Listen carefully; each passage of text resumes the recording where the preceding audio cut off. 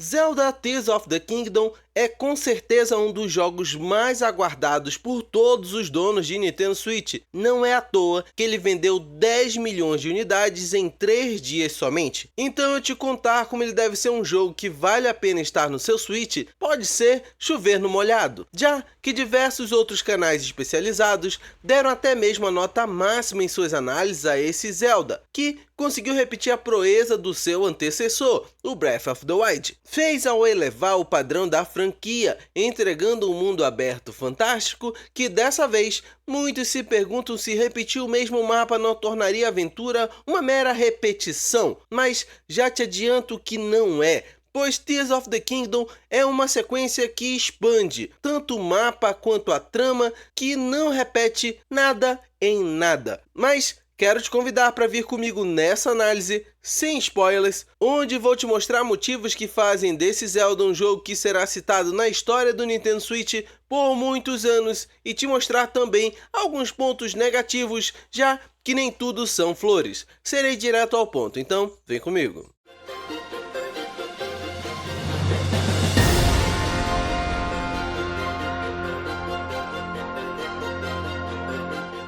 Primeiro, deixa eu te responder uma das perguntas que me fizeram aqui no canal. Você precisa ter jogado o Zelda Breath of the Wild para jogar o Tears of the Kingdom? E a resposta é um sim e também um não. Pois, como estamos falando de uma sequência direta, que faz desse novo Zelda começar a história exatamente onde o anterior parou, vale a pena você saber a história do outro, já que o mapa, personagens e elementos do mundo continuam o mesmo em sua essência base. Então, os que jogaram o anterior irão ter familiaridade e compreender de forma mais clara o game, mas também te digo que não é preciso ter jogado o anterior, pois mecânicas, motivações dos personagens e trama são novas e explicadas nesse jogo de forma independente, sem ficar voltando ao jogo anterior, tratando esse jogo como autossuficiente para quem deseja jogá-lo. Então, se tiver jogado o anterior, terá o chamado background desse mundo. Se for direto para o novo Zelda, terá como aprender tudo somente aqui.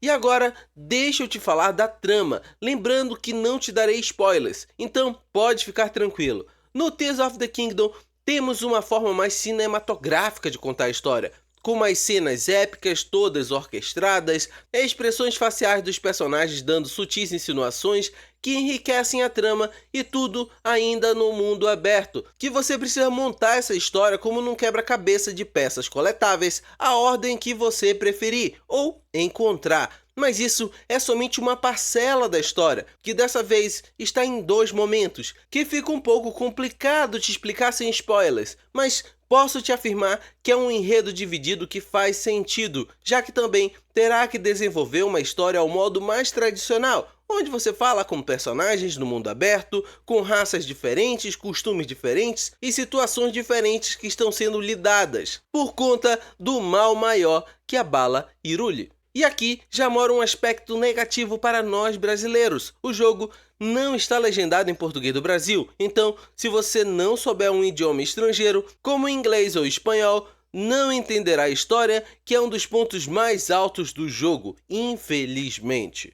Vamos falar do mapa agora, o qual muitos ficaram com receio, pois diferente do Zelda Ocarina of Time para o Majora's Mask, que foi uma sequência direta, reutilizando elementos do anterior, mas reformulando o mundo, aqui a sequência direta utilizando o mesmo mapa base, ou pelo menos quase o mesmo, pois o mapa é dividido em 3 áreas, a base, que é o chão de Hyrule, já visto no jogo anterior, mas dessa vez com diversas alterações para fazer jus ao momento, à história que o jogo retrata. Mas, além desse mapa, temos o céu, que foi mostrado em diversos trailers oficiais, o qual é muito bonito e dá uma exploração vertical muito boa, já que você não consegue acessar todo o mapa aéreo de um ponto só, precisando explorar através de torres no solo ou voando de uma ponta a outra dos pequenos blocos de terra flutuantes. Mas o que os trailers não mostravam era o mapa subterrâneo, que é como um mundo espelhado do mapa terrestre, mas com novos desafios, muitos itens escondidos e uma nova mecânica que influencia o combate,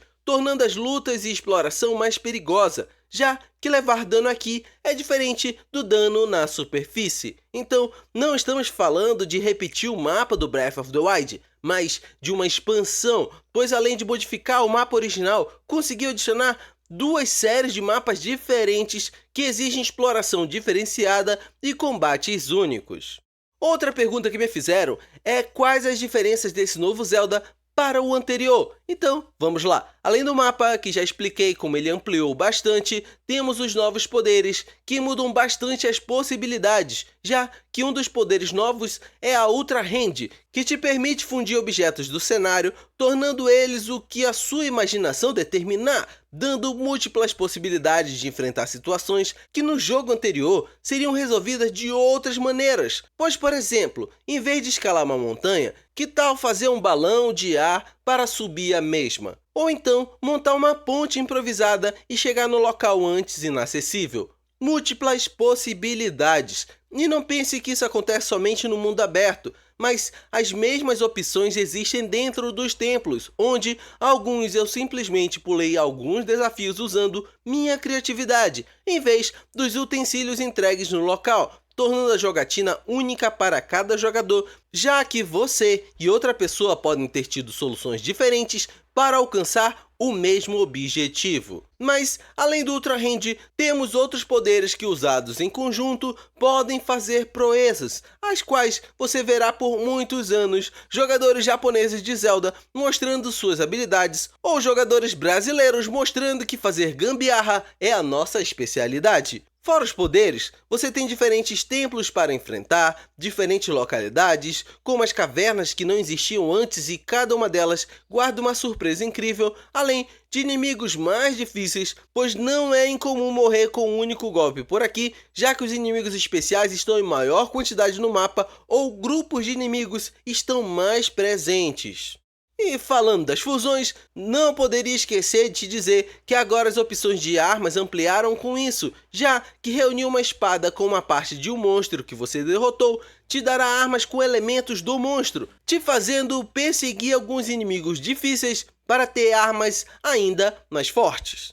Alguns pontos soltos que não poderiam faltar é te dizer que continuamos com o jogo com diversas missões paralelas, muitos objetivos que te renderão centenas de horas de gameplay e muitos upgrades, pois além dos corações, estaminas e koroks que tínhamos no jogo anterior, por aqui temos a bateria, que permite que suas fusões que usam energias durem mais tempo ligadas, além dos upgrades de armadura, itens escondidos, múltiplas peças de armaduras novas e pontos de abastecimento de itens zonais, que são os objetos verdes que, uma vez fundidos, têm mecânicas próprias de funcionamento, ampliando a sua diversão.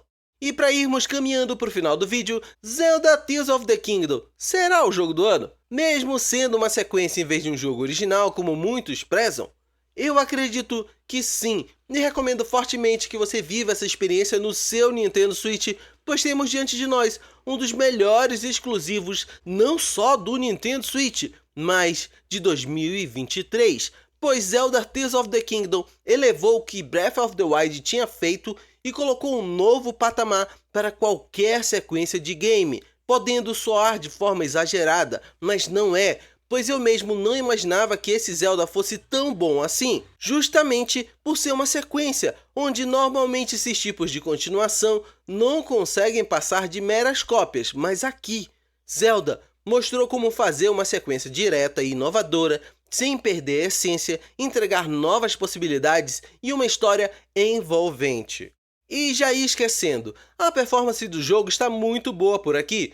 Jogando na versão 1.1.1, o jogo está rodando muito bem no modo portátil ou na TV ligada a dock. Possui um visual incrível com uma direção de arte acertadíssima, que ao passar dos anos envelhecerá como vinho, já que dificilmente ficará datado seu visual, assim como Wind Waker foi para sua época. Além de te dizer que ficamos nos 30 FPS durante quase todo o jogo, exceto em mapas como o Templo do Fogo, onde o excesso de partículas e fumaça no mapa causam quedas de FPS e mudanças rápidas de mapa, como uma queda livre do mapa aéreo, passando pelo mapa terrestre e indo para o subsolo, irão gerar uma leve queda de FPS, até compreensível, já que todos os 3 mapas são unificados e não possuem loads entre eles, exceto nas elevações das torres e viagem rápida, que você seleciona direto no mapa. Então, se performance é algo importante para você, pode ficar tranquilo aqui, você dono de um Nintendo Switch Lite V2 ou OLED.